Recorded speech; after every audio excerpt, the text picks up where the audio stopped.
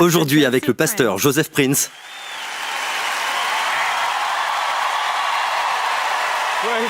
louons le Seigneur. Salut Lakewood. Salut les USA. Ça fait du bien d'être de retour parmi vous. Vous voulez bien faire 2 fois plus de bruit pour Jésus, celui qui a rendu tout cela possible. Amen. Merci Seigneur. Je reçois l'amour, je reçois toute l'appréciation, mais je la remets à celui dont le nom est élevé, au-dessus de tout autre nom. Sa présence est déjà très forte parmi nous. Vous savez, nous sommes tous des croyants, n'est-ce pas? Amen. Nous n'avons pas besoin de le ressentir, mais c'est si bon parfois de sentir sa présence parmi nous, comme ce soir. Alors tout est possible, amen. Vous voulez bien saluer 1 ou 2 personnes avant de vous asseoir? Dites-leur, je sais que je suis plus beau que toi, mais tu t'améliores de jour en jour. Ensuite, vous vous asseyez.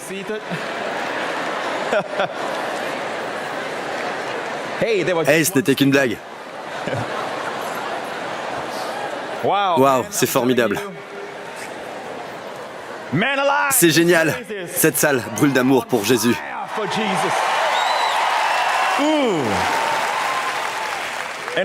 Et c'est une chose que d'avoir un rendez-vous, c'en est une autre d'en avoir un avec Dieu lui-même. Et je ressens que pour une telle occasion, le Seigneur veut que nous répondions tous à l'appel. Je sais que je m'adresse, si vous comprenez le terme, à la génération de Benjamin. Vous voyez, nous sommes frères, fils d'un même père. Ismaël et Isaac ont le même père, mais pas la même mère. D'accord? La mère d'Isaac est Sarah. Et la Bible nous dit dans Galates 4, Sarah symbolise la grâce. La mère d'Ismaël est Agar d'Égypte. Et la Bible nous dit clairement que Agar est l'allégorie du mont Sinaï. Et tout ce qui vient du mont Sinaï, la loi par exemple, crée la servitude. Notre mère, c'est la grâce. Maintenant, si nous craignons que de ne pas être sous la loi fait de nous des personnes illégales, la Bible dit « Le péché n'aura point de pouvoir sur vous, puisque vous êtes non sous la loi, mais sous la grâce. » Les voies de Dieu défient toute logique humaine. Nous pensons que lorsque nous n'avons pas la loi, nous devenons illégaux. Mais Dieu dit dans 1 Corinthiens, chapitre 15, verset 56, « La puissance du péché, c'est la loi. » Plus vous essayez d'observer la loi, et plus ça devient difficile. C'est comme ça. Prenons par exemple cette belle église. Vous êtes dans ce bâtiment. Tout le monde est parti et il ne reste que vous. Puis soudain, vous apercevez une porte. Et de toutes celles qui sont dans cette salle, sur celle-là est écrit « Ne regardez pas derrière cette porte. » Top secret. Et il n'y a que vous. Que faites-vous? Vous allez probablement siffler un peu.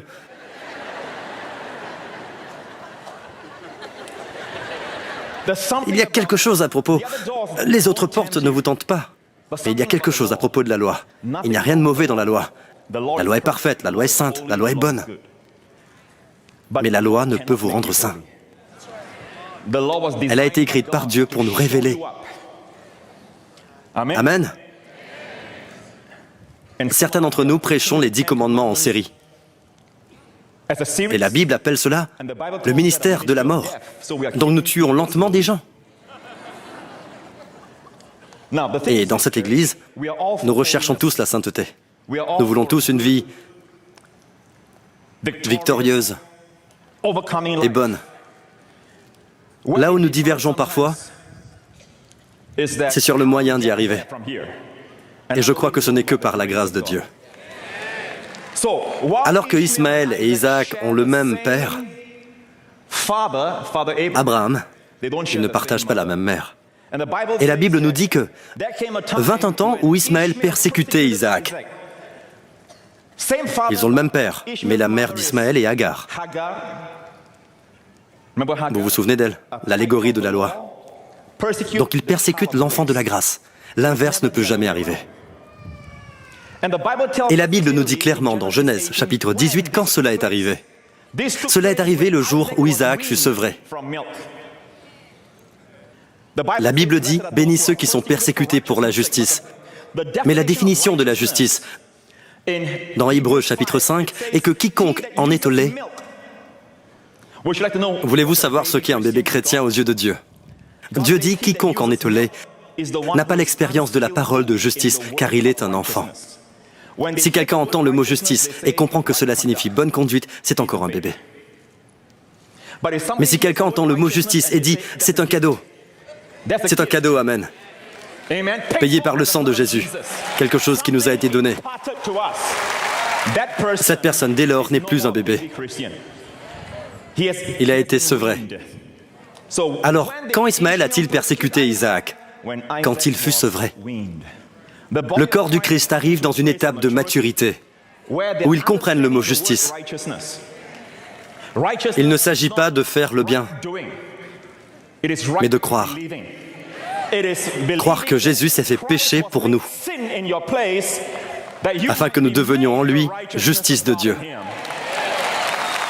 Est-ce que Jésus est devenu péché en commettant des péchés? Êtes-vous devenu juste en faisant ce qui est juste? Des actes justes? Non. Comment Jésus est-il devenu péché? En recevant vos péchés. Comment vous et moi sommes devenus justes? En recevant sa justice. La Bible nous dit qu'Ismaël a commencé à persécuter Isaac, et la raison est d'une importance majeure. C'est une question d'héritage. Lorsque Sarah a vu cela, elle a dit « Chasse cette servante et son fils, car le fils de cette servante n'héritera pas avec mon fils. » Vous comprenez ce que je dis? Et dans l'Épître aux Galates, l'apôtre Paul cite les paroles de Sarah. En d'autres mots, c'est une question d'héritage. Nous voyons dans Galates, chapitre 4, verset 1, il y est dit « Aussi longtemps que l'héritier est enfant, êtes-vous des héritiers de Dieu? Aussi longtemps que l'héritier est enfant, en grec nous disons népios, qui signifie enfant, bébé. Aussi longtemps que l'héritier est enfant, je dis qu'il ne diffère en rien d'un esclave, quoiqu'il soit le maître de tout. Disons qu'un milliardaire a un fils unique, et il a 4 ans. Un épios en grec, c'est un enfant. Il ne peut conduire sa Lamborghini. Il ne peut piloter son avion. Pas parce qu'il n'est pas le fils, pas parce qu'il n'est pas aimé, il est aimé. Mais il ne diffère en rien d'un esclave. En fait, l'esclave, lui, pourrait conduire la Lamborghini. Et pourquoi? La maturité. N'est-ce pas? Quoi qu'il soit le maître de tout, mais il est sous des tuteurs et des administrateurs. C'est la loi que disent les prophètes dans l'Ancien Testament, jusqu'au temps marqué par le Père. Prochain verset. De la même manière, lorsque nous étions enfants, nous étions sous l'esclavage des rudiments du monde. C'est la loi, les choses à faire et ne pas faire. Vous connaissez les enfants, il faut leur dire ce qu'il faut et ce qu'il ne faut pas faire. Quand ma fille Jessica, quand elle était plus jeune, elle avait des amis qui venaient à la maison et ils jouaient parfois dans la cuisine. Et je leur disais, ne touchez pas au couteau, ne touchez pas au four, ne faites pas ça. Mais quand un adulte vient chez moi, je ne lui dis pas, touche pas au four. Oh. Ne touche pas au couteau. Pourquoi? La maturité. Nous pensons que la grâce est simple, la loi plus profonde. Pour Dieu, c'est l'inverse. Quand Israël était un enfant, Dieu l'a placé sous la loi. Quand la grâce arrive... Oh, je vais un peu trop vite. Prochain verset. Mais lorsque les temps ont été accomplis, Dieu a envoyé son Fils, né d'une femme, né sous la loi, afin qu'il rachetât ceux qui étaient sous la loi, afin que nous reçussions l'adoption. Plus de népios, mais des fils. Quel fils? Le mot en grec est huios. Huios signifie garçon devenu adulte. Jésus est venu pour que nous soyons en filiation avec Dieu. Quand l'apôtre Paul écrivit aux Galates, il s'adressait aux Galates juifs. Au début, il veut dire nous, le peuple juif. Quand nous étions des enfants dans l'Ancien Testament, Dieu nous a placés sous la loi et les prophètes. Mais lorsque les temps ont été accomplis, Dieu nous a envoyé son Fils pour que nous soyons en filiation. En passant, on ne parle pas d'adoption en grec, mais de placement comme fils. Jésus est venu nous placer tels des fils. La grâce est plus profonde, plus grande que la loi. C'est comme un immeuble. Vous connaissez les fondations. L'ABCD, ce sont les 10 commandements et les lois. Pour Israël, encore bébé. Quand Israël était enfant, un épios, il lui fallait apprendre ses bases, au premier étage de notre immeuble. Et nous, on est tous à l'appartement terrasse au dernier étage. Nous sommes sous la grâce. La grâce est au-dessus de la loi. Amen. Être déchu de la grâce, ce n'est pas quand quelqu'un s'enfuit avec sa secrétaire. Ça c'est péché, c'est mauvais, oui, mais ça ne signifie pas être déchu de la grâce. Vous avez déjà entendu parler de pasteurs qui sont tombés en disgrâce. Quand on utilise cette phrase, être déchu de la grâce, si on regarde dans Galates au chapitre 5, il est dit, vous tous qui cherchez la justification dans la loi, vous êtes déchus de la grâce. Dès l'instant qu'Israël pense qu'avec toutes ses lois, elle sera sauvée, elle est déchue de la grâce. Plus de pouvoir, plus de ressources. Vous voyez, la grâce est au-dessus, c'est le haut de l'immeuble. Retourner à la loi, c'est chuter. Amen. Vous me suivez toujours? Il y a autre chose que nous devrions apprendre, c'est que Jésus est venu. Je comprends et j'apprécie que certains enseignent cela. Le fait est que Jésus est venu révéler un nom de Dieu. Père. Dites Père. Voyons dans Romains, au chapitre 8. Vous n'avez point reçu un esprit de servitude pour être encore dans la crainte, mais vous avez reçu un esprit d'adoption, en qui nous crions « Abba, Père !» L'Esprit Saint, intentionnellement, délibérément, ne permet pas au traducteur de n'utiliser que le mot grec « pater ». Pater veut dire père, mais l'Esprit Saint nous a intentionnellement laissé le mot « Abba ». En hébreu et en araméen, langue que parlait Jésus, Abba ne signifie pas « père ». Oh Père, mais ça veut dire « papa ». Papa. Seuls ceux qui ont l'esprit de filiation. Dans Romains au chapitre 8, il est dit « Vous n'avez point reçu un esprit de servitude pour être encore dans la crainte ». Pourquoi dit-il « encore » dans la crainte? Ce n'est pas comme avoir peur des serpents ou avoir peur du crime. Ça n'a rien à voir. Ça doit forcément vouloir dire la crainte de Dieu. Vous n'avez point reçu un esprit de servitude, celui de l'Ancien Testament, à nouveau. Et vous avez reçu un esprit de filiation, à travers lequel nous crions « Papa »,« Abba ». Et vous savez quoi? Vous avez peut-être eu une enfance difficile. Peut-être que vous avez grandi avec un père qui a abusé de vous, émotionnellement ou physiquement. Mais écoutez, Dieu le Père n'est pas comme ça. Et il veut être votre Père. Peu importe l'âge que vous avez, vous serez toujours un enfant. You will always be a child in his eyes. C'est comme si Dieu vous disait, You will always be a child in my eyes. When you need some love, my arms are open wide. And even when you're growing old, I hope you realize you will always be a child in my eyes. Amen. Et si seulement nous pouvions rester dans sa présence, même si nous n'avons pas de prière à lui adresser, et que notre seule prière est « Papa ». Papa, mon Dieu, je vous le dis, la peur, la culpabilité, la dépression, tout cela va fondre comme neige au soleil dans la présence de notre Papa. Même si vous ne savez pas vous exprimer, dites juste « Papa, mon Dieu ». Vous savez, quand Jessica avait 3 ans, elle faisait des cauchemars. Et quand elle se réveillait, elle ne disait pas « Oh, grand pasteur de l'église de la nouvelle création, toi le directeur des ministères de Joseph Prince, oh toi l'auteur célèbre, toi qui me nourris, toi qui m'habilles, viens, je t'en prie, viens, viens me consoler au milieu de la nuit. » Ou je ne sais quoi. Elle ne parle pas comme ça. Tout ce qu'elle fait, quand elle se lève, c'est crier « Papa !» Et je vous le dis, papa rapplique au plus vite. Et s'il y a un monstre sous le lit, c'est la dernière fois qu'il effraie un enfant.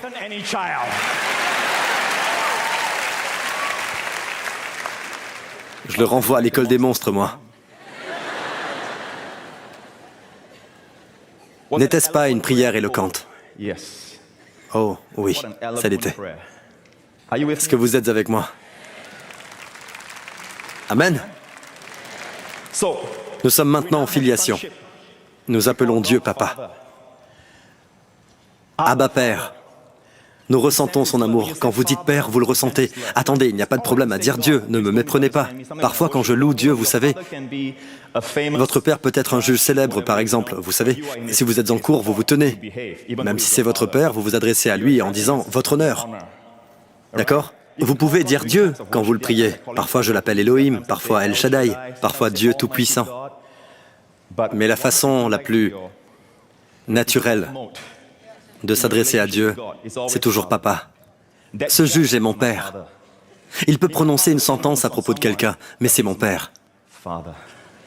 Et il m'aime. Vous êtes avec moi? Amen. Des gens disent, Pasteur Prince, nous avons besoin de plus de prêches sur l'esprit du monde. Nos jeunes deviennent matérialistes. Et cet esprit se voit même à l'église. C'est quoi l'esprit du monde? Leur façon de s'habiller. Voici comment la Bible définit l'esprit du monde. La Bible dit, tout ce qui est dans le monde, la convoitise des yeux, la convoitise de la chair et la fierté de la vie. Voilà l'esprit du monde. L'esprit du monde, ce n'est pas ces beaux objets. C'est la fierté, la convoitise. Et vous savez pourquoi les gens tombent pour ces choses? Voudriez-vous savoir le diagnostic de Dieu là-dessus? Pourquoi des croyants n'échappent pas au monde? Vous n'avez qu'à leur dire, si nous pouvions leur dire d'arrêter d'être dans ce monde, d'arrêter la convoitise, Jésus n'aurait pas eu besoin de venir. La loi aurait été suffisante. Voudriez-vous connaître le pronostic de Dieu, son diagnostic et ses prescriptions? Voyez dans 1 Jean. Il est dit, n'aimez point le monde, ni les choses qui sont dans le monde. Si quelqu'un aime le monde, quel est le diagnostic de Dieu? Si quelqu'un aime le monde, l'amour du Père n'est point en lui. Attention, ce n'est pas l'amour pour le Père, mais l'amour du Père. Je ne prétends pas enseigner l'anglais aux Américains, mais vous savez ce qu'est l'amour du Père? Ce n'est pas l'amour pour le Père, qui sous-entendrait que vous devez aimer le Père pour échapper à la convoitise de ce monde. Non, c'est la révélation de l'étendue de l'amour de Dieu qui permettra aux gens de vaincre l'esprit du monde, la convoitise des yeux, de la chair et la fierté de la vie. C'est le manque de révélation qui nous prive de l'amour du Père. Et Dieu élève des ministères comme il élève Joël de sa chair, proclamant l'amour du Père, donnant de l'espoir aux masses. Et vous savez quoi? Des gens échappent au monde par accident. Ils se libèrent de la convoitise de la chair, des yeux, de la fierté, et rendent grâce à Dieu par accident. Amen. Jésus a dit ceci, et je vais terminer ainsi. Jésus a dit, le temps file, n'est-ce pas? Ce n'était que l'introduction. Et dans sa prière sacerdotale, Jésus a dit, j'ai manifesté ton nom à mes disciples. Quel est ce nom? C'est le nom Père. J'ai manifesté ton nom aux hommes que tu as tirés du monde pour me les donner. Ce n'était pas El Shaddai. Les Juifs connaissaient El Shaddai. Ils connaissaient Jéhovah. Adonai. Elohim. Le nom était Papa. C'est comme s'il retournait faire un rapport à son Père. Père, j'ai manifesté ton nom. Plus bas, nous voyons qu'il dit, je ne suis plus dans le monde, et ils sont dans le monde, et je vais à toi. Père Saint, garde en ton nom ce que tu m'as donné. Savez-vous ce que cela signifie? Le mot garde en grec est thério. Thério signifie protéger de la perte et des préjudices. Protéger de la perte et des préjudices. Vous savez comment on protège notre peuple?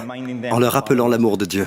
Alors plus nous parlons du Père à nos amis, à notre congrégation, à notre peuple, à notre famille, et plus sa protection divine est sur nous. Amen. Lorsque j'étais avec eux dans le monde, je les gardais en ton nom. C'est ainsi que Jésus protégeait ses disciples, en leur rappelant toujours « Votre Père, qui nourrit les oiseaux, il vous nourrira. Votre Père. » Et finalement, descendons au verset 26. Il est dit « Je leur ai fait connaître ton nom. Et je le leur ferai connaître. Il continuera à faire connaître le nom du Père, afin que l'amour dont tu m'as aimé soit en eux, et que je sois en eux. » Et c'est ce que nous recherchons, une unité d'amour dans le corps du Christ, pas une unité de doctrine, mais une unité d'amour. L'unité de l'Esprit, et elle vient avec la révélation de l'amour du Père, le nom de Dieu. Le Père, qui a envoyé son Fils. 2000 ans de cela, Jésus cloué à cette croix. Et pour la première fois dans le ministère de Jésus, il leva les yeux au ciel, et le Père n'était pas là. L'obscurité envahit la terre, et je crois que la foudre tomba, et que le tonnerre gronda comme au mont Sinaï. Alors que Dieu libéra sa juste furie et sa sainte indignation contre tous nos péchés dans le corps de Jésus. Et Dieu épuisa toute sa colère sur le corps de Jésus. Vous savez, dans cette pénombre, on entendait un cri venant de la croix. « Élie, Élie, mon Dieu, pourquoi m'as-tu abandonné ?» Et pour la première fois dans le ministère terrestre de Jésus, il s'adresse à son Père en disant « Mon Dieu ». Il l'a toujours appelé Père. Pourquoi? Pour que vous et moi aujourd'hui, n'oubliez pas, il a pris notre place, afin que nous prenions la sienne. Nous pouvons crier « Père, Père, pourquoi m'as-tu béni ?» Alléluia. Amen. Il est mort pour que vous puissiez l'appeler Père. Amen. Ne laissez personne vous priver de votre héritage. L'amour du Père.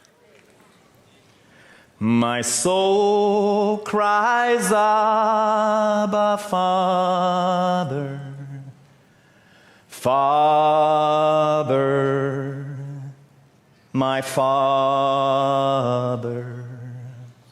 My soul cries, Abba, Father, because I am His child. Mettez la main sur le cœur et disons ensemble. He tells me that He loves me. He loves me. Yes, He loves me. He tells me that He loves me because I am His child. Tout le monde ensemble. Crying out, my soul cries, my soul cries, Abba, Father, Father, my Father. My soul cries, Abba, Father, because I am His child. Now, À vous. He tells me that He loves Il m'aime.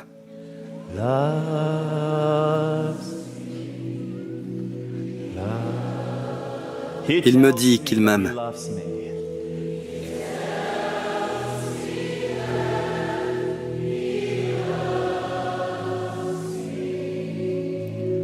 Because I am His child.